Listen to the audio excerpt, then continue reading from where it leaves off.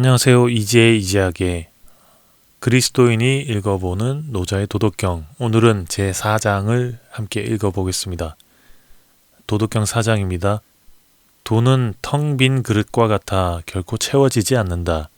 깊어서 낮음에도 만물의 으뜸 같고 맑음에도 무엇인가 있는 것 같구나.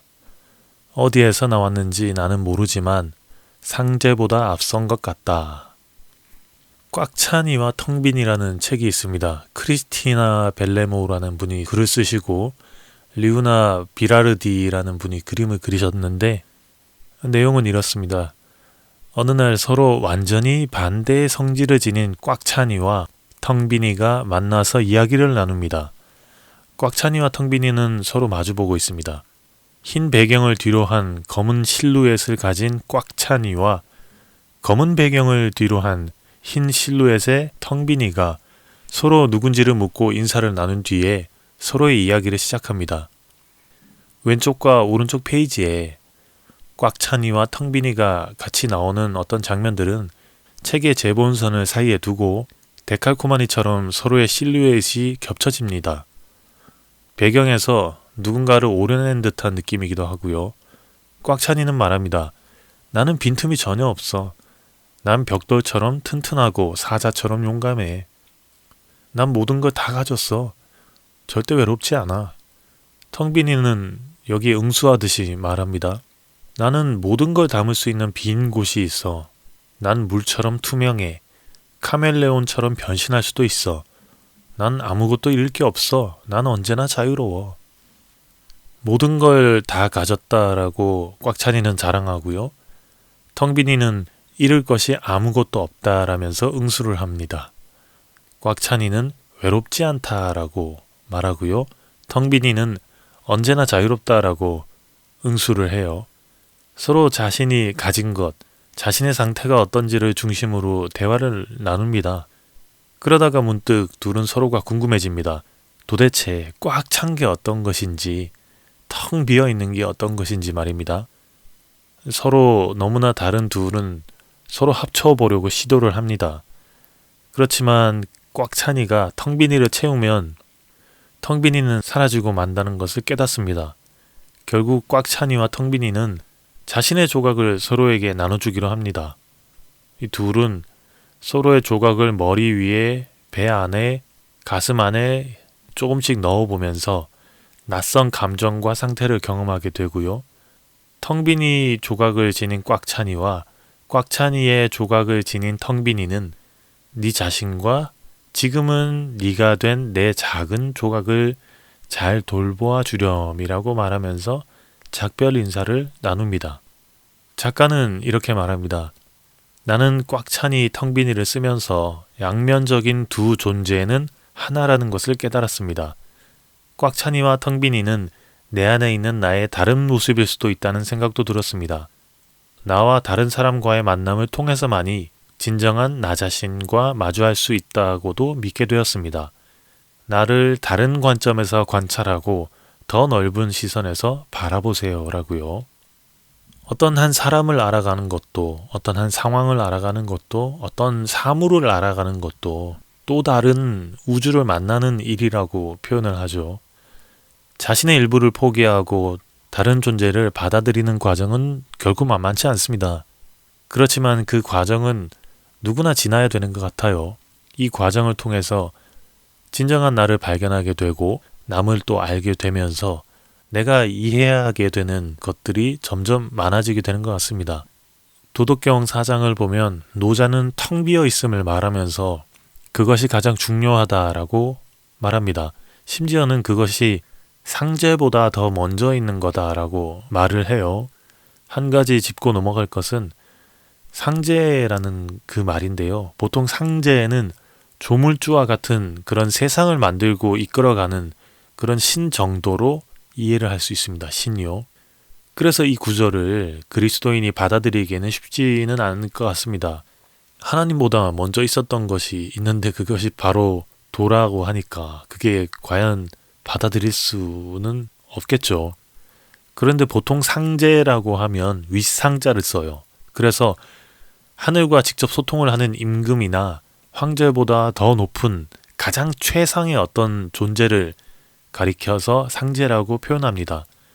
그런데 여기서는 윗상이 아니라 코끼리 상을 썼어요. 이건 여러 가지로 해석이 되는데 노자의 특성을 생각해 보면 아마도 유력한 해석은 이거 같습니다. 코끼리 상을 쓴 이유는 이 글자가 어떤 형상이나 모양이 있는 것을 말하는데요. 이 말은 바로 어떤 고정적이고 불변하는 어떤 이미지 이것을 말합니다. 우리가 오감으로 보거나 들을 수도 있고 느낄 수도 있고 만질 수도 있는 그런 모양이 있는 그런 것이죠. 이 말은 특정한 시간과 공간 속에서 벗어날 수 없음을 말합니다. 그렇다면 이것은 과연 전지전능한 신이라고 말할 수는 없겠습니다. 노자는 아마도 이 코끼리 상자를 쓰면서 그런 형상이 있는 것들, 그러니까 이미지가 있는 것들, 신이라고 하면서 만들어 놓은 신상이라든지 절대적이라고 믿는 어떤 법칙과 같은 것들, 이것들을 비꼬려고 그렇게 쓴 것이라고 볼 수도 있겠어요. 왜냐하면 신상은 신이 될 수 없죠. 어느 한 시대나 시절에 절대적으로 옳다고 하는 것도 전 역사적으로 볼 때 옳았다라고 평가되지는 않기 때문입니다. 춘추 전국시대에는 조금이라도 내가 뭔가 안다, 혹은 잘났다, 싸움을 잘한다, 이런 것 같이 재주가 좀 있는 사람이라면 패권을 차지하려고 하다 보니까 거의 400년 동안 전쟁이 끊이지는 않았어요. 너도 나도 잘났다고 하니까 조용할 날이 없었던 거죠. 그 시절의 지식과 지혜, 병법 이런 것들에 있어서 모든 분야에서 종합적으로 발전을 이룩한 제자백가 역시도 노자가 보기에는 그런 시끄러운 무리들이었죠. 노자는 그저 비유라고 합니다. 그것이 도를 본받는 거라고요.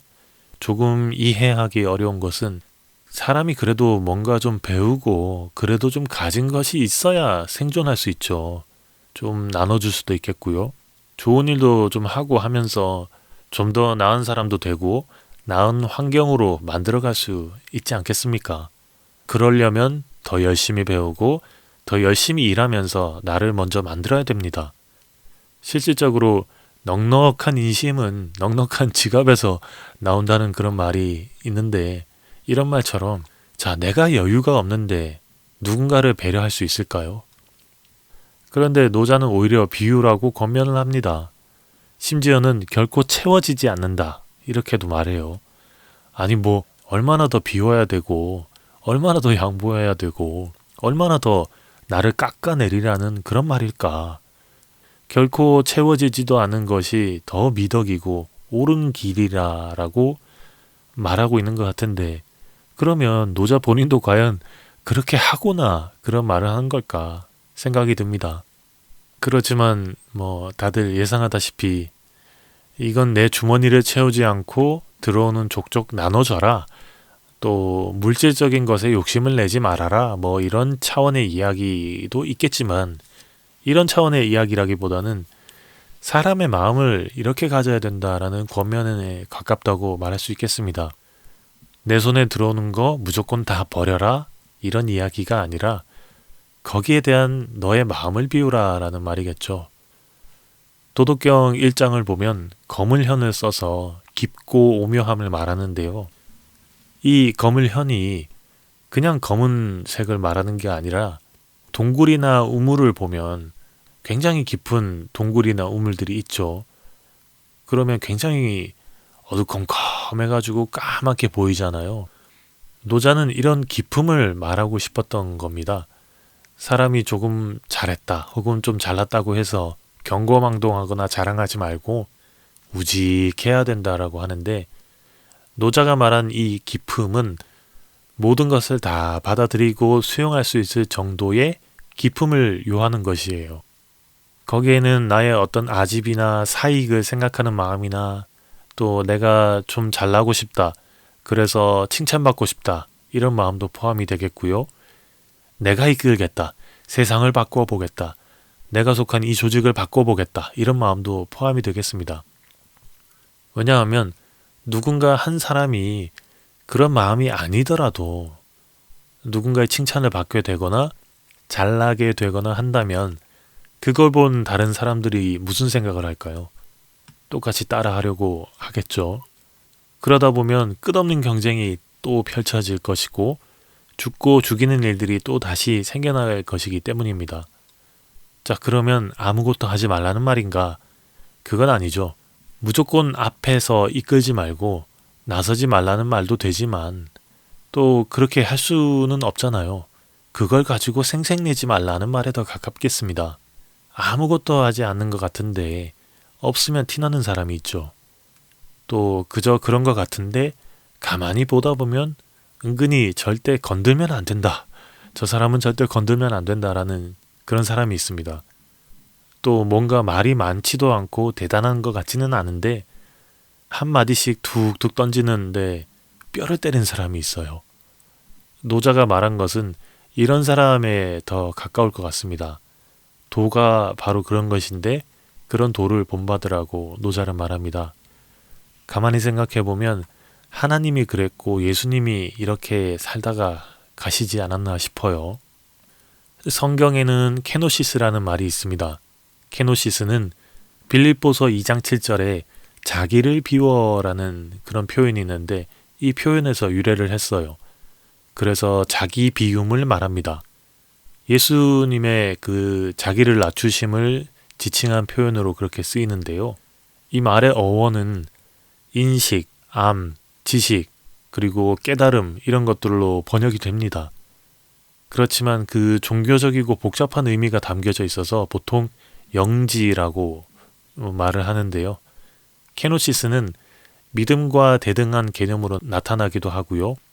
믿음보다 더 중요하고 앞설 뿐만 아니라 믿음을 능가하는 어떤 높은 차원의 단계라고도 말을 합니다. 그래서 교회 안팎에서 많은 논쟁과 이론이 생기게 되었고요. 또 온갖 가정과 추리가 속출했습니다. 케노시스는 그 단어가 지닌 복합적인 의미 때문에 특정 단어로 번역하기는 어렵고요. 초기에 그리스도교 저술가들은 천상적 신비에 대한 인식이나 깨달음을 케노시스라 표현하기도 했고요. 또 반면에 이단학파에서는 밀교적 인식으로 이해하면서 선택된 소수만의 특권으로 받아들이기도 했다라고 정리됩니다.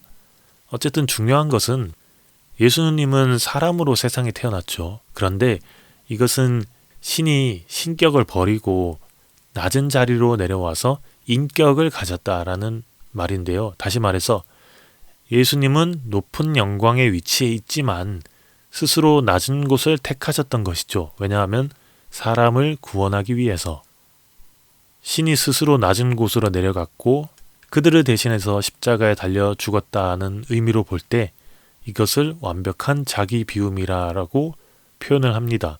왜냐하면 신이잖아요. 노아의 홍수 때처럼 모든 것을 다 쓸어버리고 다시 재건하도록 한다든지 아니면 더 거슬러 올라가서 빛이 있으라부터 다시 시작할 수도 있겠죠. 그렇지만 그러지 않았고 오히려 사람들이 깨달을 수 있도록 비록 인간으로서의 국한되겠지만 목숨까지 내놓을 정도로 내려놓았다는 말이기 때문입니다. 남을 내려놓게 하는 게 아니라 자신을 내려놓는다는 점에서 사랑이라고 말을 하고요. 이것은 노자가 도덕경 4장에서 말하는 비움과 크게 다르지 않다라고 볼 수도 있겠습니다. 사랑은 두려움도 이기심도 사익도 자존심도 심지어는 나 자신까지도 내려놓게 하니까 말입니다. 여기에 관한 예수님의 심각한 고민과 권면의 말씀이 성경에 담겨 있는 것 같습니다. 먼저 심각한 자기 고민 부분인데요. 마가복음 14장 36절 말씀입니다. 이르시되 아빠 아버지여 아버지께는 모든 것이 가능하오니 이 잔을 내게서 옮기시옵소서. 그러나 나의 원대로 마시옵고 아버지의 원대로 하옵소서 하시고 잡히시던 날에 밤에 혼자 기도하시면서 땀이 피가 되도록 그렇게 기도한 장면이죠. 어마어마한 자기 결단이 있는 거고 어마어마한 자기 비움이 있는 거라고 말을 할 수 있을 것 같습니다. 개인적으로는 주기도문보다는 이게 더 높은 차원의 기도가 아닌가라는 생각도 해봅니다. 그리고 권면의 말씀은 마태복음 16장 24절의 말씀인데요. 누구든지 나를 따라오려거든 자기를 부인하고 자기 십자가를 지고 나를 따라오너라. 그렇게 말을 했어요.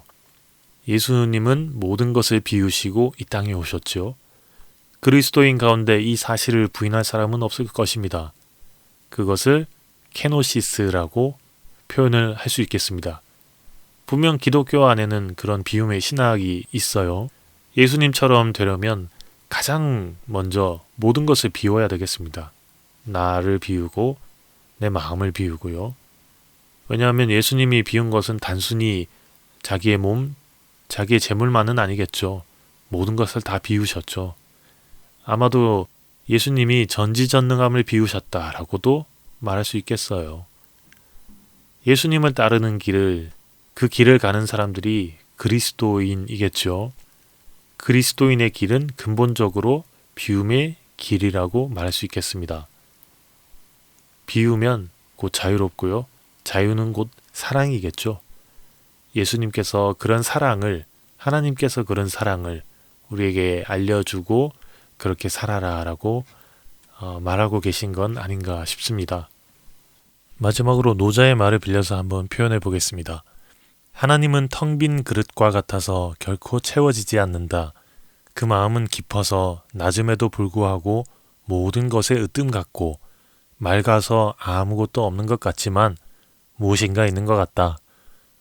어디서 왔는지 잘 모르겠지만 우리가 알고 있는 것보다 그 모든 것들보다 훨씬 더 앞서서 있었던 것 같다. 들어주셔서 감사합니다.